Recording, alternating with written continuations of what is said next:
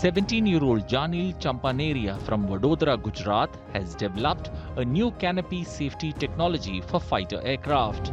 But A ejection પહેલાંની જે system હોય ને A diploma student from aeronautical engineering, he says his innovation is designed to enhance pilot safety.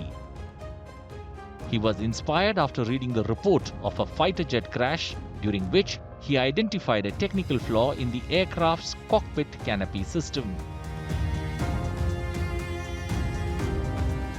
જ્યારે Jaguar crash જોયા હતા last year 2025માં ત્યારે મને એઝ અ જે આપણે ન્યૂઝમાં મળે છે જે રીતે બધાને મળતા હોય છે એ રીતે ખબર પડી જાણવા મળ્યું કે અમુક ફાઇટર પાયલટ્સમાં જે કેનોપી સિસ્ટમ આવે છે તેનામાં જ પ્રોબ્લેમ હોય છે.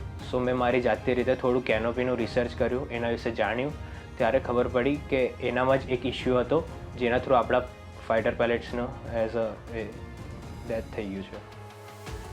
Janil conducted an in-depth study of aircraft accidents over the past 15 years. He then created 2D designs, built a prototype and developed 3D models and animations. Through these efforts, he developed ALCAS, the auto-locking canopy activation system.